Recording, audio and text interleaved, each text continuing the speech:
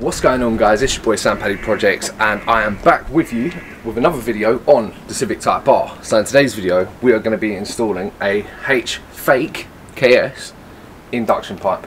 So if you were to get a new HKS one, it's going to set you back about £500 brand new. You want to get a used one, it's going to set you back probably £250, something like that. And this intake system is going to be less than £100. Reason why it's going on this car is because this car's a shed. Let's not beat around the bush here. Definitely is. So I'm not going to be spending huge amounts of money on it, but I still want to be able to get adequate performance and get the nice induction noises, especially on VTEC that we all know and love.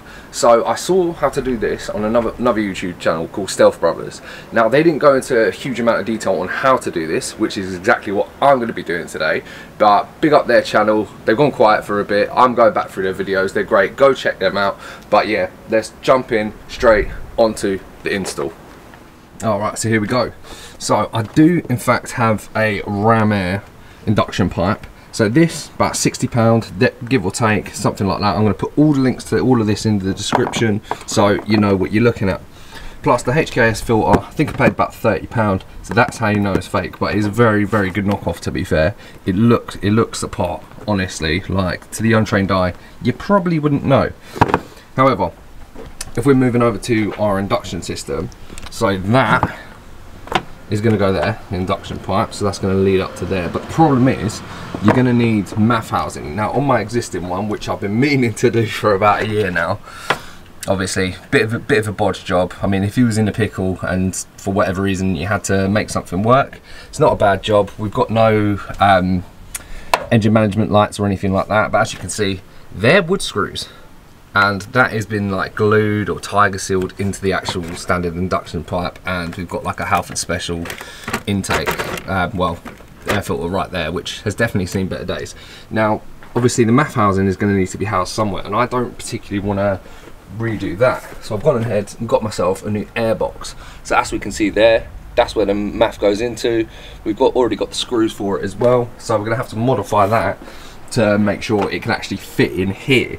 And also, when we are modifying it, we're going to need a 80mm coupler. This is 80 to 90mm, just so we're able to actually put that onto the blue pipe and actually, you know, get our new HKS air filter in there, H-Fake KS. So that is the plan. And also, because I like my golden rocker cover and my golden brakes and my golden stuff, I've also got some insulation tape, which I'm going to be wrapping around all of this so it ties in nicely with the engine bay. So enough of my waffle, let's go and get it done. And we're off to a flying start, getting that battery straight out. Just a couple of 10mm on the terminals and 10mm on the bracket. Just like that. And now we're straight on to disconnecting the electrical connector onto the MAF sensor. And that's out of the way. Time to move on to those breather hoses. I already had aftermarket clips on them, but we'll see a little bit more of that in a second.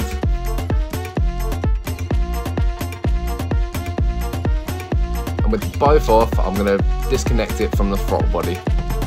But first, let's see what the breather hoses looks like.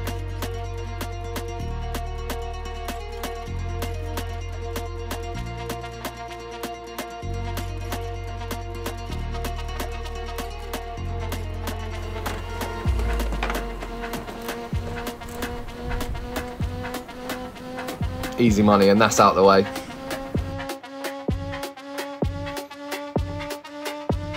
Just need to disconnect the MAF sensor, which is covered in tiger seal.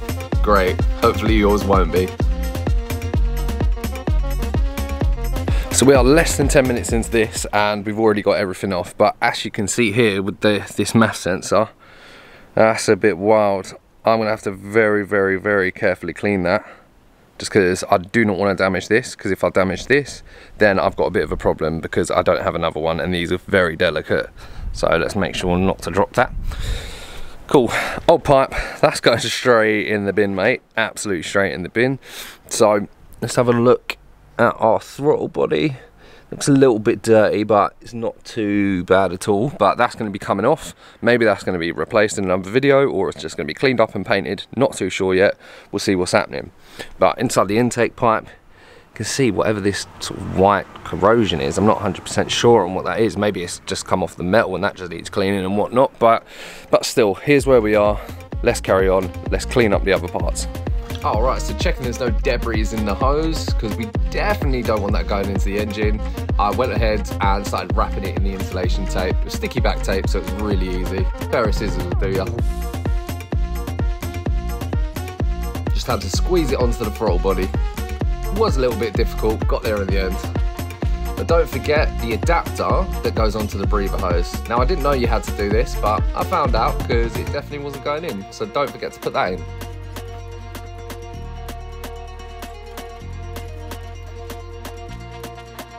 Getting the aftermarket clips out, I much prefer this style than the actual snap rings.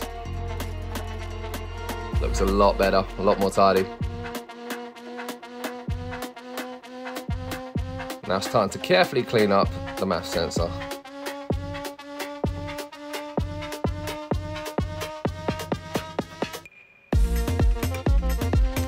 And now that's exactly where I'm going to cut the box, straight off. And also these other bulky bits, they're going to have to get cut off and filed down as well, just to make a nice circular place for the connection to go on. So that's the first stage, box is off.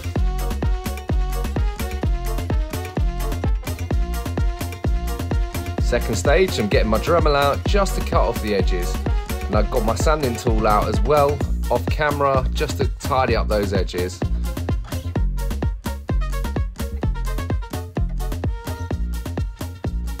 Alright, so here is the finished product. So that's the OEM side, and this is the side that I have modified.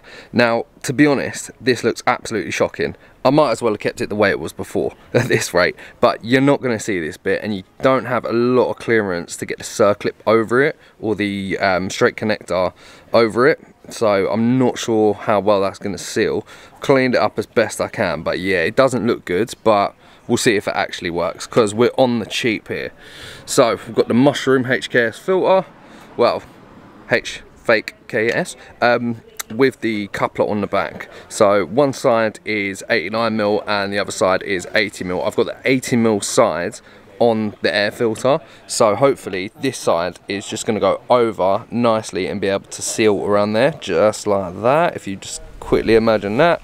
But here's where we are, and let's get it installed. One last thing on this note, I thought this would be something you could do with a hacksaw, but if you haven't got a Dremel, I haven't used the angle grinder just to whiz off the box, because that I would have been here half the day doing that. But yeah, definitely Dremel, definitely power tools to get this to where it needs to be.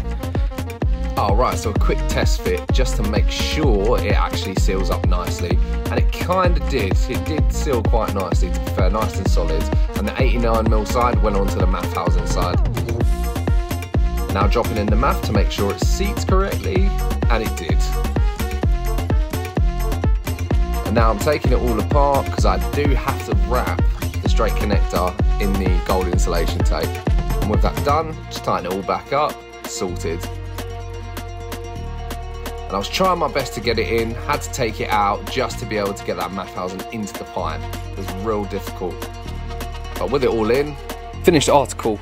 So that was really hard to get on, and getting this onto the MAF housing was ridiculously difficult to get it on. It took all my strength to get it on, but that is the finished product. We've got the breather hoses back on with the new clips. If it wants to focus, there we go, lovely. Same new clips down here for that breather hose, and everything is all back together. So now let's get the battery back in, let's give it a start, see if we get an engine management light, because as you can see here, I mean, it might be sealed where the clip is, but it, you know, we've still got a sizable gap there, because this isn't the greatest way to do things, not by any stretch, but if it works, it works, and to me, looks a lot better than before. Not perfect, but still good.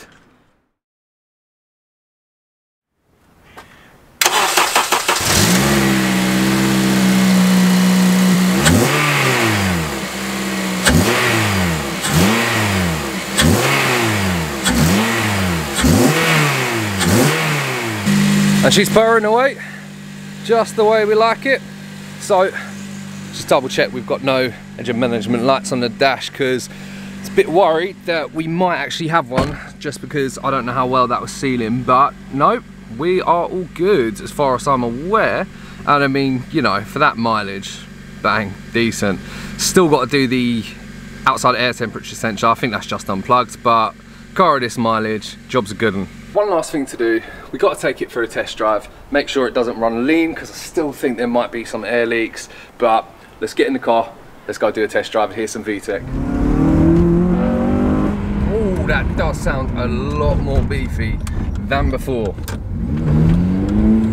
Alright, so we've done about a mile in the car. I'm just trying to find somewhere. Listen to this.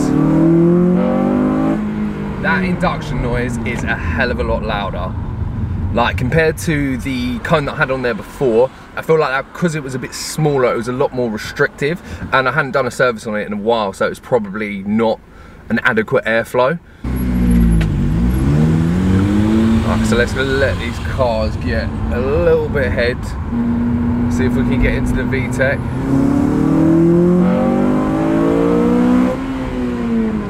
Okay, that definitely has made a bit of difference, and we do not have an engine management light on. Job's good. Alright guys, there we have it, another successful day, successful modification on the Civic Type R. Now, is this really worth doing?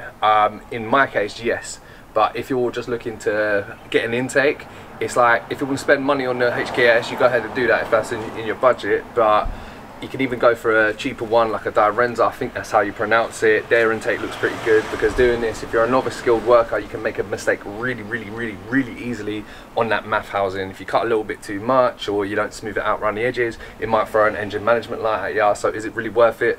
I mean, yes and no. All the links to all the parts will be in the description if you do want to have a go at it yourself. Might save you a bit of dough, but there we have it. And also, one thing that I need to mention in this video, if you've actually stayed this long, then you'll know, we've got a new car behind that door, and I can't tell you what it is, but if you enjoyed this video, you're going to enjoy what's going on with that. I am telling you that right now.